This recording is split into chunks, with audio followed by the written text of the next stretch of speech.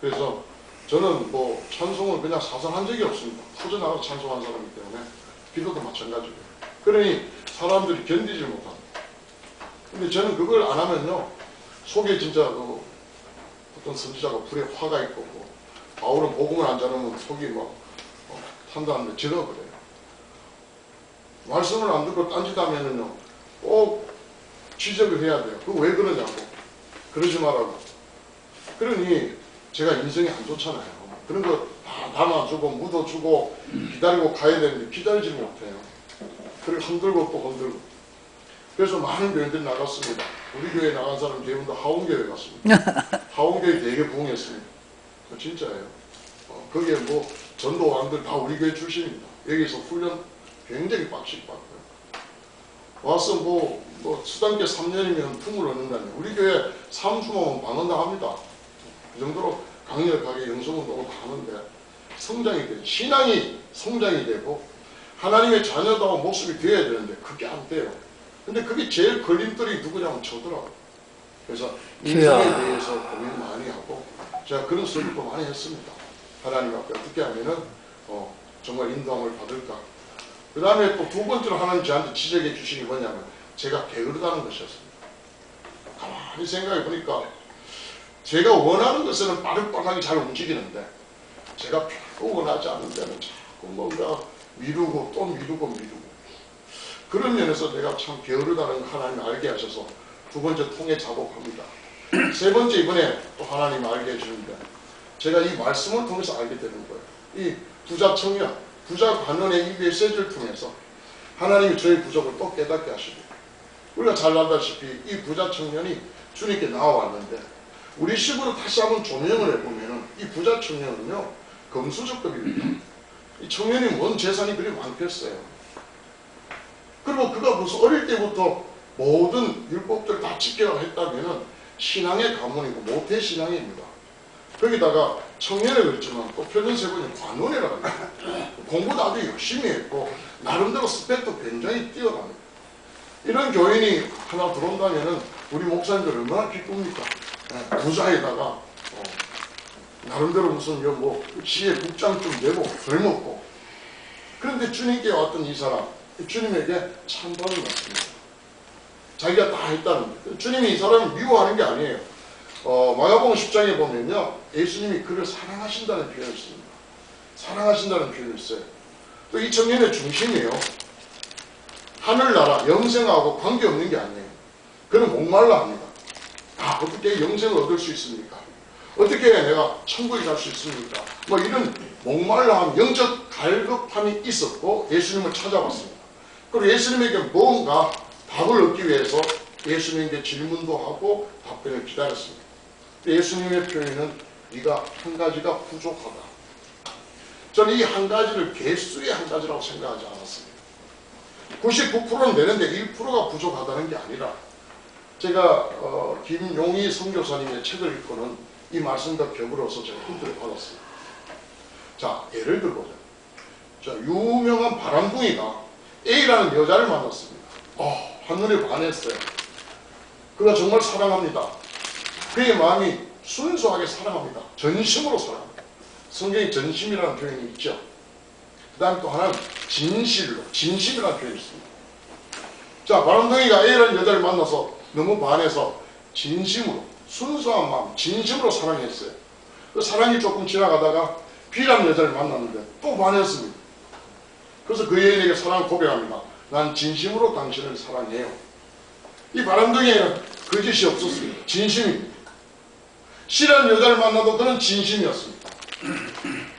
그전의 진심도 진심이고 지금의 진심도 진심입니다.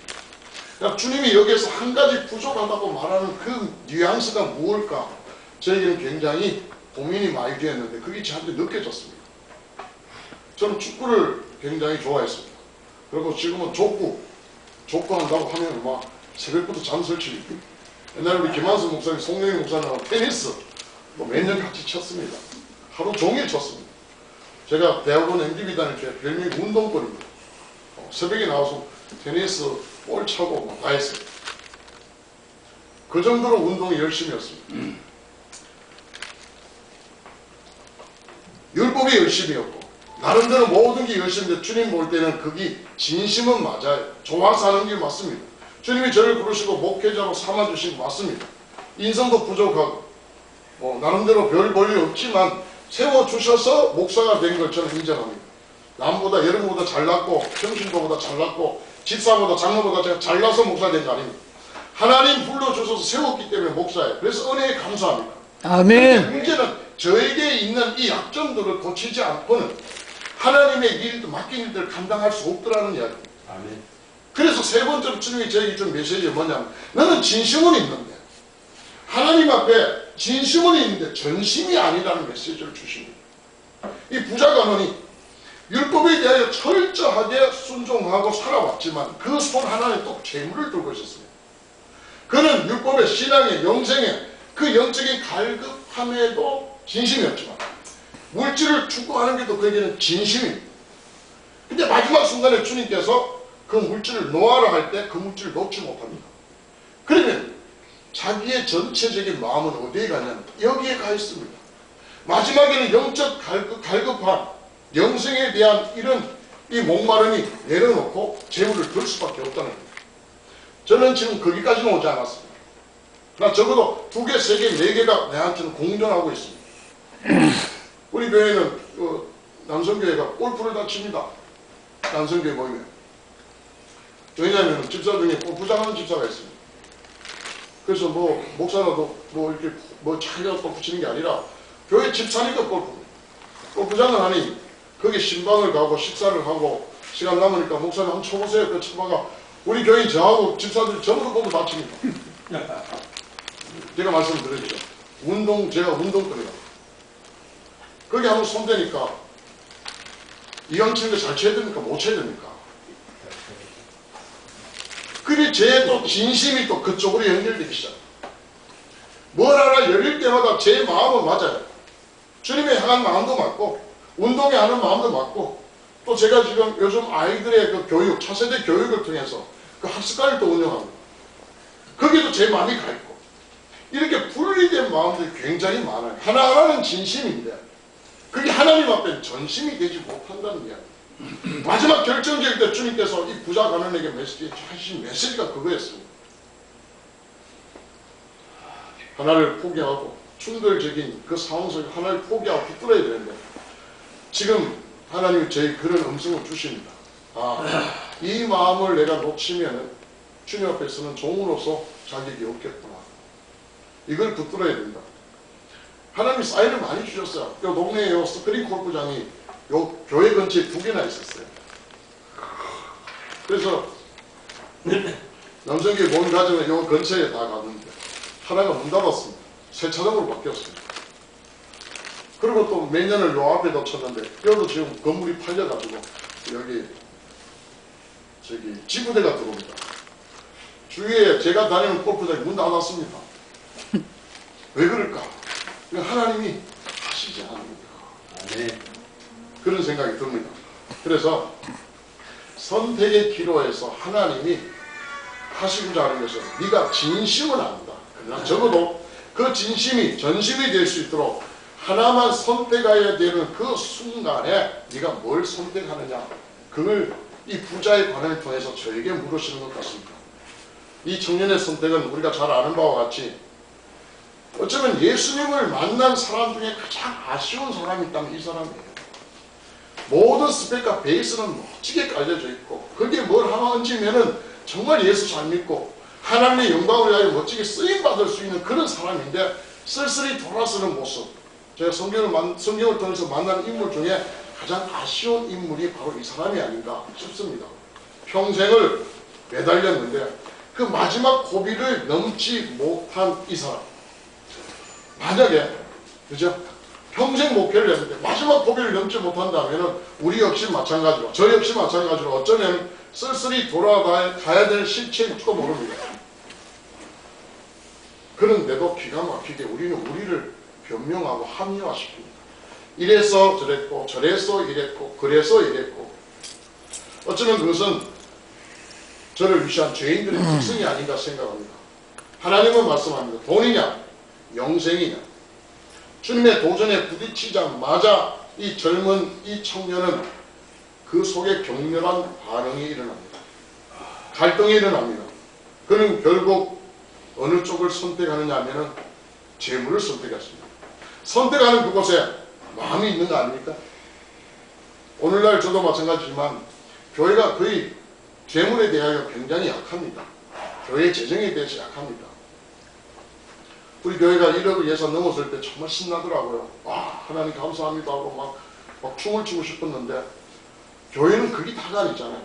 하나님이 함께 하시는 그 하나님의 역동적인 역사들을 경험해야 되는데, 모든 것들이 교인의 머릿수며 그 크기며 그 다음에 재정의 상태로 인해서 우리가 그걸 만족한다면 정말 우리 가슴이 아프지 않을까라는 생각을 해봅니다.